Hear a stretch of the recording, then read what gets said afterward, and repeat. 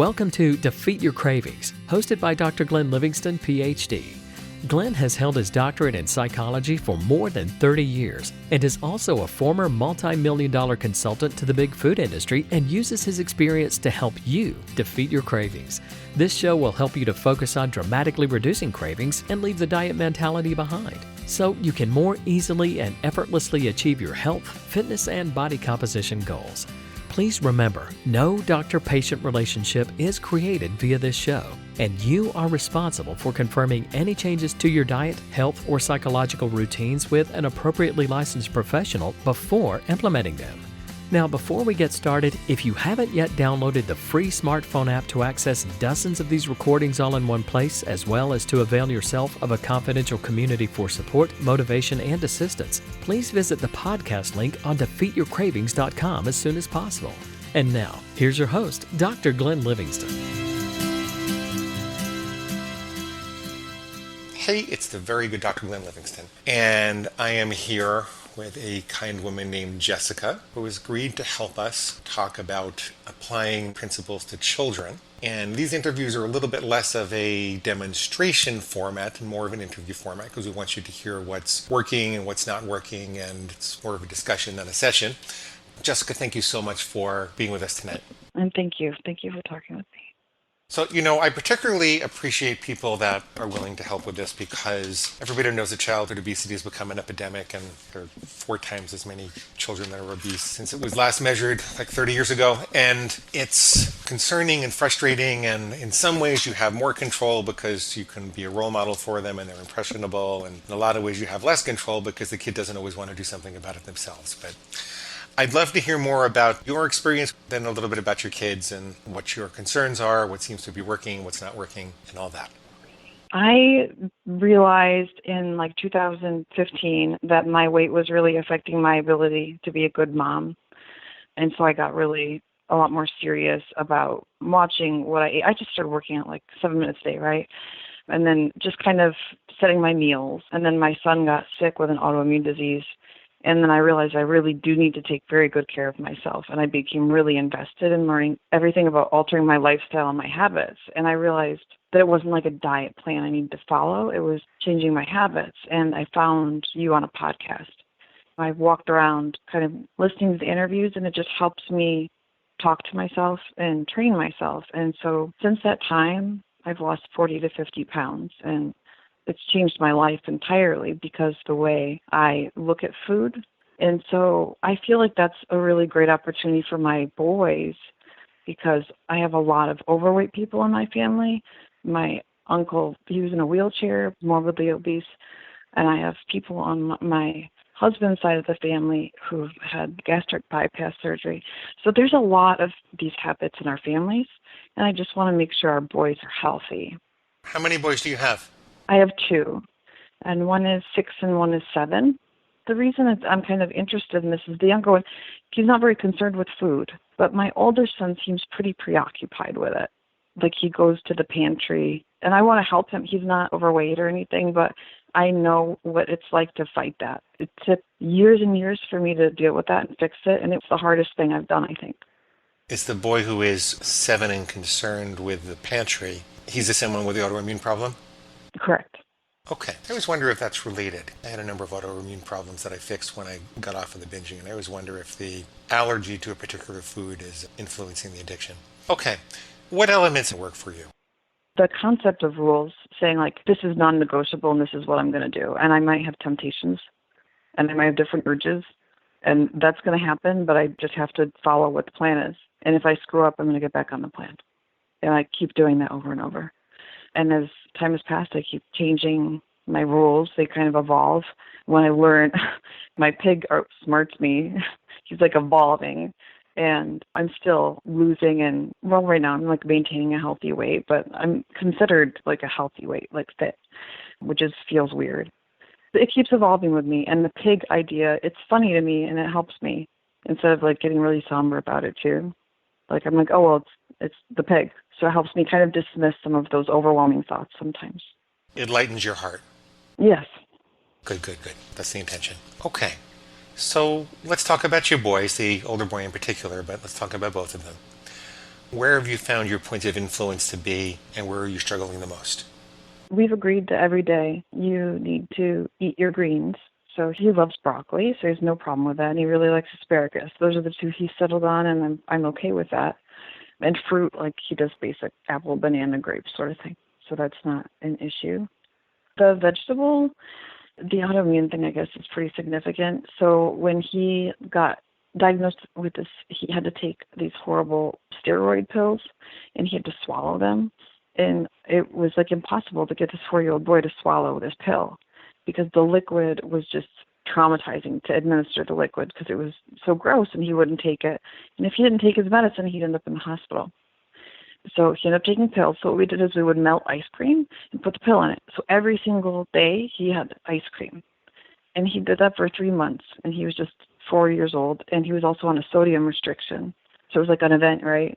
And so after that, I never took away the ice cream. So he has ice cream every day for dessert, but he has to eat his vegetable. And I also make him very conscious of sugar on the labels. We aim for like under 30 grams of added sugar, which I know is even more than they should have. But it's hard to do if you're going to look at yogurt. Sometimes he'll say like, Mom, could I have another Go-Gurt? And I don't want him to have that because I know he's going to have his ice cream at the end of the day. And I want him to not over sugar, and I want him to be aware of that too. And so he is happy to have the broccoli and asparagus so he can get his ice cream. That's the idea? Yeah, he's very ice cream oriented. Okay. Where is the trouble? Well, he wanders over to the pantry and he wants to eat yogurt and crackers. Like a cracker is really a vessel for protein in my eyes. I would prefer he not really eat crackers, but he's a little boy and kids are eating goldfish everywhere. You know, like crackers are normal things, but for me it's not. It doesn't work. He would sit and eat a whole row of crackers. Any of those crunchy munchy things, he'd love that. And yogurt, he knows that's pretty much the sweet he can sneak in throughout the day. And peanut butter, it's like the borderline sweet. He knows that I will not let him go have a popsicle or eat a candy bar. So he goes for like the things that he knows are pretty acceptable. But then he wants those things and he doesn't want to eat turkey sandwich or something. Have you thought of associating the other things that he wants? Because it sounds like what tends to work with him is if he really wants X treat, that he's got to do Y healthy thing first. Have you tried using that same formula with the crackers and the pretzels? Yes, I pair them. So if he's like, Mom, can I have peanut butter crackers? And then I say, all right, well, you could have peanut butter crackers, but you'll also need to eat this deli turkey or something, right? Or this apple slice. And he says, okay. So we kind of compromise. Okay. Well, so you have a winning formula with him. It requires that he eats some junk, but you have a reasonable amount of training material because you can reward the healthy behaviors with less healthy behaviors. In habit change, one of the principles they use is called the PREMEC principle. It says that a more desired but more scarcely available resource can reinforce a less desirable but more frequently available resource if you need to do that. Okay, yeah. What's your goal with him? You know, I think the compromise, it's good. That's a nice pattern we've developed, but I want him to not feel possessed by food cravings. I don't know if everybody does, and I'm just hypersensitive to it because of my history.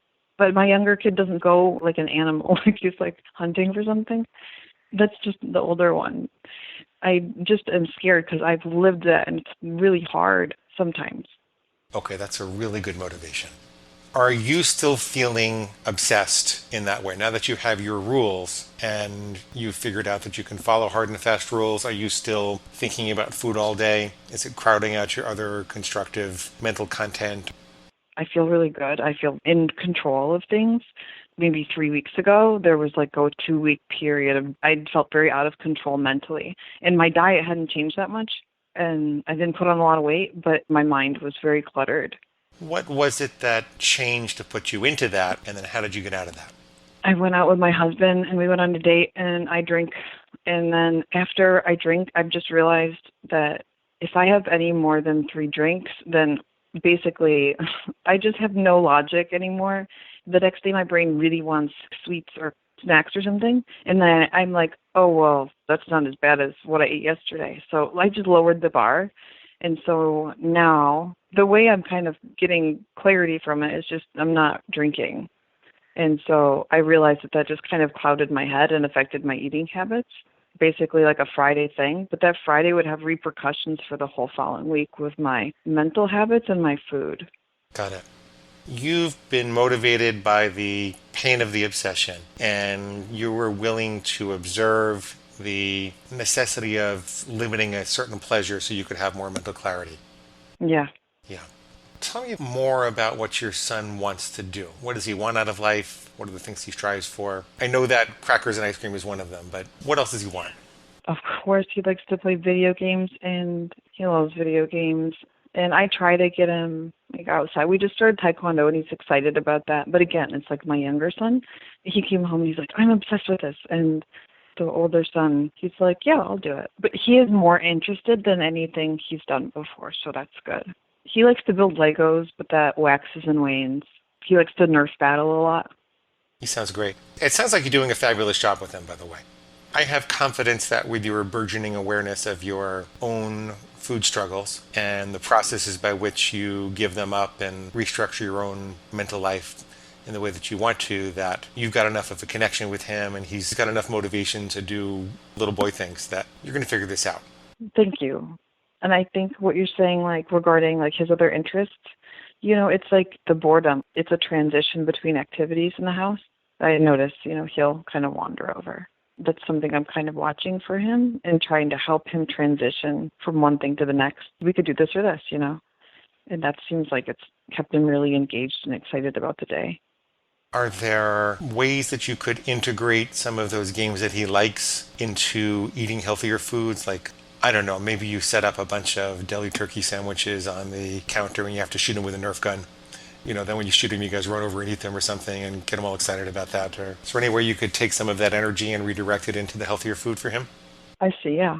I'm asking. I don't know for certain that would work. No, I think it's possible. Like maybe making a game. So if he wants maybe graham crackers or a yogurt, like if there's a choice, like you're saying, like lighten it up, right?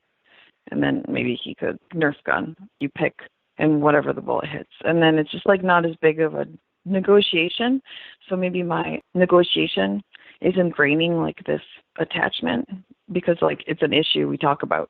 I'm like, oh, yogurt. Oh, should we have the yogurt? Should we not have the yogurt? And some other people are just like, yeah, but their kids just go and they eat a yogurt. It's not a big deal. Like me making a big deal about it maybe is contributing to his fixation on having those things. That's possible. So say again how you would do it instead. So instead, I need to bring more levity to those things. Like you said earlier, approaching it like the casual way. Yeah, you can have that, but how about you have this with it? Does that work for you? Instead of like, oh, well, that has 12 grams of sugar. That's a huge downer. And I'm coming from a place of protection, but that's too much for him to deal with.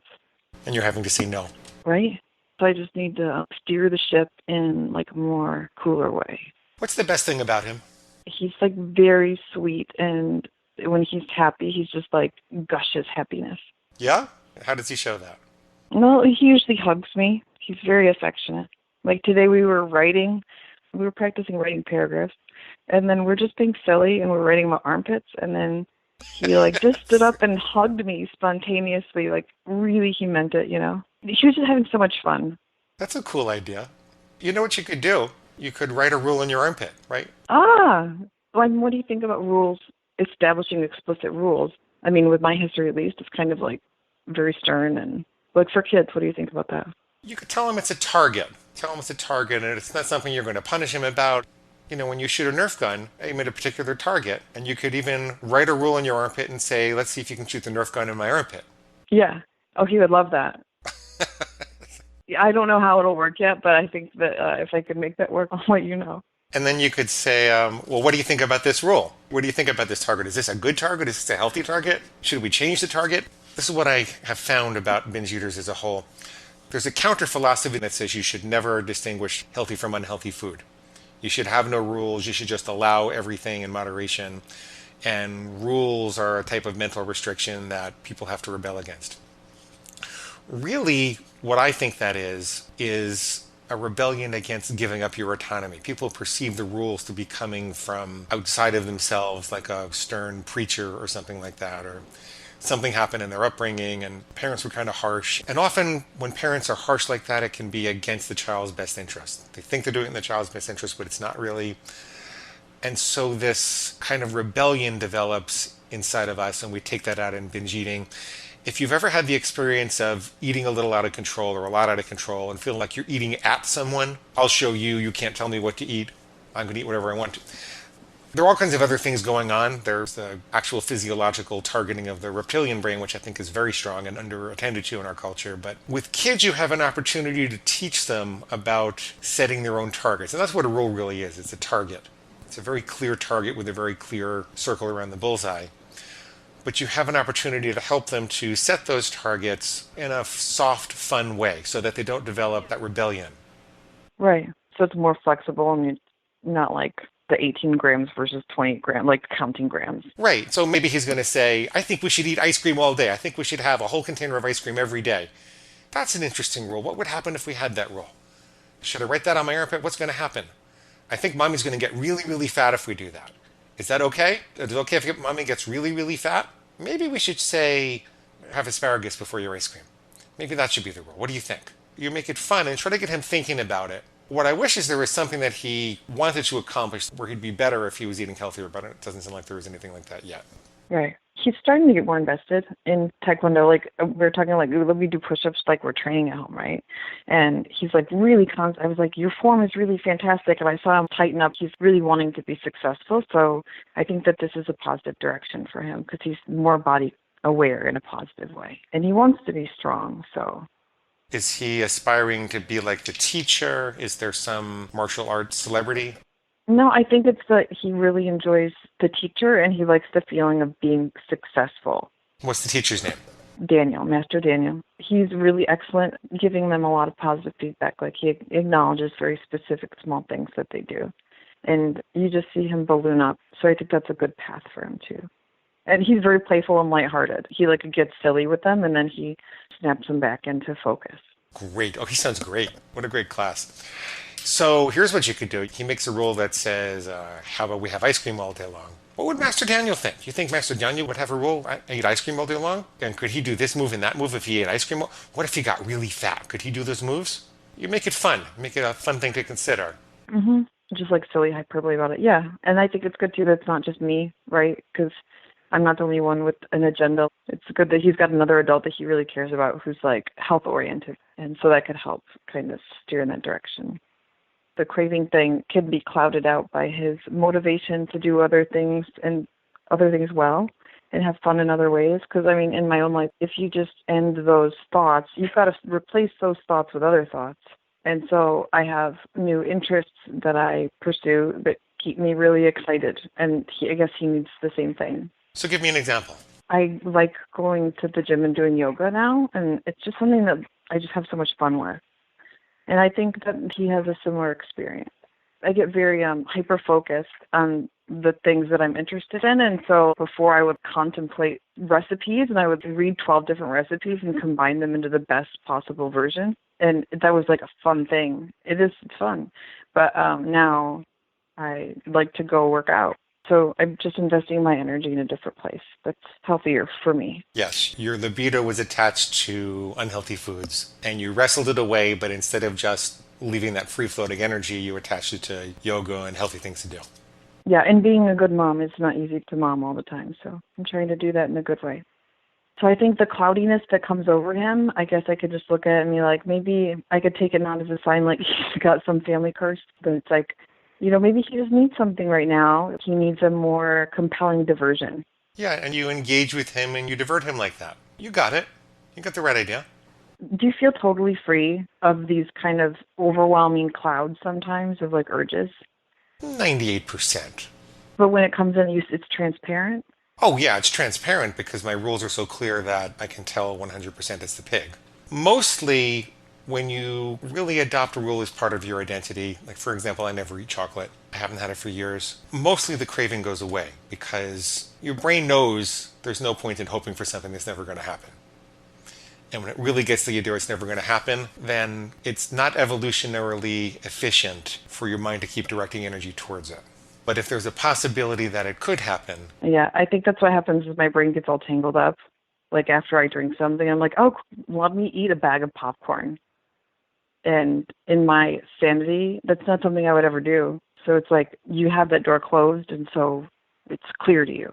Yeah. Conditionals people experience more cravings for. There are things that I take on and off my plan.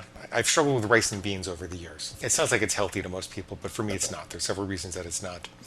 It took me a long time to come to terms with the fact that it's really something that has to be off the plan for good. And so periodically there's a craving for that. Now, the other element of recovering is understanding that we live astride our lizard brain. It's there. It's always going to be there. It's part of what makes us healthy. I always say we don't have a disease, we have healthy appetites that were corrupted by industry. And you need to learn in some ways to live comfortably with the cravings. So I see attractive women in the street, and I'm not going to castrate myself to get rid of that desire. But I just live comfortably with the craving. I don't do anything about it because I'm a civilized human being. Yeah. Sometimes I drink too much water before I get in the car, and I really have to pee, and I'm in a traffic jam. I have to learn how to live comfortably with that desire until I can get to a bathroom. Right. So sometimes the nature of being a human being in today's society with all the temptations is that they're going to have those cravings and it's going to pull. The clearer the rules are about it, the more effort that goes into diverting him and teaching him what to do with that energy, the more you help him to link that energy to his goals and show him how to accomplish his goals, like becoming a really great Taekwondo guy like Master Daniel. The more you stay out of a power struggle about it and make it a fun thing, the less he's going to be bothered by those cravings. You know, it's annoying when I really have to pee in traffic. It's really annoying, but I'm a functional member of society. It doesn't overtake my life. Yeah, I think that's great. And, I see sometimes he'll wander over and he's like, okay, and he just kind of shrugs and walks away. And so that's definitely possible. So I think those are good strategies. Is there anything that you wanted to be sure to tell me or ask me or mention to me before we went down for today? No, I really appreciate this conversation so much. I feel like I've had so much preoccupation and worry about it, and I feel like I'm really hopeful and a lot lighter. So thank you. I think you're doing terrific. And everything that I know about child development and everything that I know about how children absorb things that you don't even know they're absorbing, I really believe you're on track. I think you're going to raise a healthy kid. I would love to follow up with you in a month if you'd be willing to do that. Yeah, that sounds great. I'll talk to you soon. All right, thank you. You have a good one. And that brings us to the end of today's broadcast of Defeat Your Cravings, hosted by Dr. Glenn Livingston. Now, if you'd like to find out more about the products and services Dr. Glenn offers to help you dramatically reduce your cravings and stop overeating in 90 days or less, please visit defeatyourcravingscoaching.com. That's defeatyourcravingscoaching.com. Thanks.